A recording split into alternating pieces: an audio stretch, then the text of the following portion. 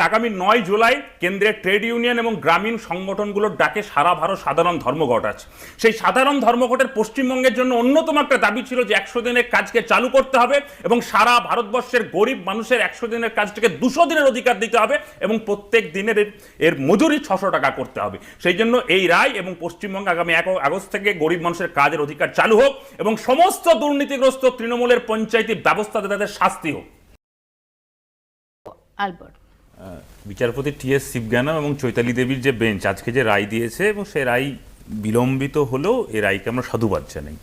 এটা জরুরি ছিল, এই রায় গ্রামীণ গরিব মানুষের জন্য। এবং তিনি কোর্ট করেছেন এই রায়টা দেওয়ার সময় যে গ্রামের গরিব মানুষের যে কাজের অধিকার, এই কাজের অধিকারকে কোনোভাবেই আটকে রাখতে পারা যায় না।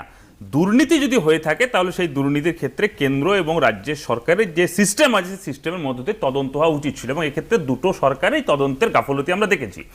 এখন যেটা বিষয় হচ্ছে, এই ১০০ দিনের কাজ কেন ভারতবর্ষের পার্লামেন্টে সিদ্ধান্তটা নিয়েছিল? ২০০৫ সালে ইউপিএ 1 গভর্নমেন্ট বামপন্থীদের সমর্থনে যখন চলছিল, সেই সময় এই ১০০ দিনের কাজটা এই জন্য নিয়ে আসা হয়েছিল যে গ্রামের গরিব মানুষের হাতে কাজ দিতে হবে, তাদের জীবনযাত্রার মানকে উন্নয়ন আরো উন্নতি করতে হবে, এটাই ছিল মূল উদ্দেশ্য। একথা ঠিক অস্বীকার করবার কোনো জায়গা নেই।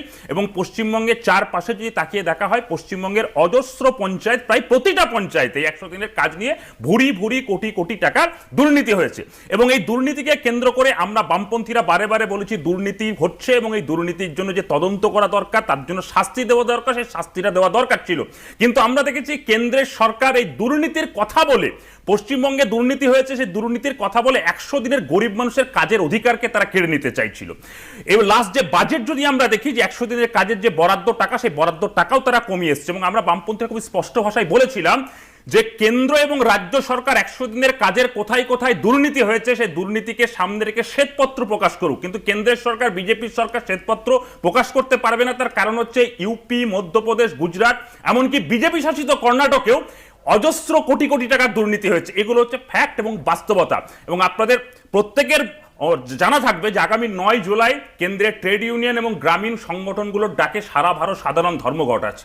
সেই সাধারণ ধর্মঘটের পশ্চিমবঙ্গের জন্য অন্যতম একটা দাবি ছিল যে ১০০ দিনের কাজকে চালু করতে হবে এবং সারা ভারতবর্ষের গরিব মানুষের ১০০ দিনের কাজটাকে ২০০ দিনের অধিকার দিতে হবে এবং প্রত্যেক দিনের এর মজুরি ৬০০ টাকা করতে হবে। সেই জন্য এই রায় এবং পশ্চিমবঙ্গে আগামী ১ আগস্ট থেকে গরিব মানুষের কাজের অধিকার চালু হোক এবং সমস্ত দুর্নীতিগ্রস্ত তৃণমূলের পঞ্চায়েতি ব্যবস্থাতে তাদের শাস্তি হোক।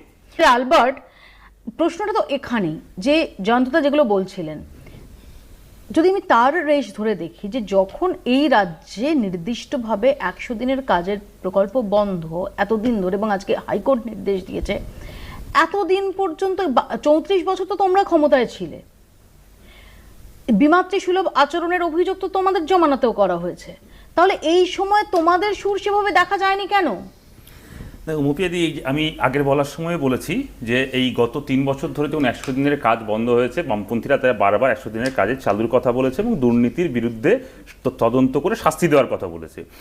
আসল বিষয়টা যেটা ঘটছে, এখানেও যখন তৃণমূলের প্রতিনিধি, বিজেপির প্রতিনিধিদের আলোচনার মধ্যে উঠে এসছে এবং বিভিন্ন সময় তৃণমূলের নেতা, বিজেপির নেতাদের মধ্যে যে পরস্পরের যে বক্তব্য আসলে উঠে এসছে যে কেন্দ্র আর রাজ্য রাজনীতির চর্চা করতে গিয়ে গরিব মানুষের অধিকারকে বঞ্চিত হয়েছে। তবে একটা বিষয় খুবই স্পষ্ট, আমরা যখন পশ্চিমবঙ্গে বামপন্থী রাজনীতি করি, আমরা বিভিন্ন সভা মিটিংয়ে বলি যে ১০০ দিনের কাজের টাকা তৃণমূল চুরি করেছে, আমরা বলি আবাস যোজনার টাকা তৃণমূল চুরি করেছে। একথা তো অস্বীকার করার জায়গা নেই যে গোটা ভারতবর্ষের মধ্যে সব থেকে বেশি আবাস যোজনা চুরি হয়ে থাকে মোহন যাদবের মধ্যপ্রদেশের সরকার।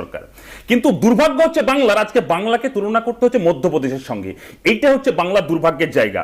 আর যে কথাটা জয়ন্তবাবুর মতো অভিজ্ঞ সাংবাদিক একটা কথা বলছেন, আমার ভালো লাগছিল পুরনো তথ্যের কথা, যে মমতা বন্দ্যোপাধ্যায় বাংলার জন্য কথা বলতেন আর বামপন্থীদের রাজনীতির সময় যে বিমাতৃসুলভের কথা বলতেন।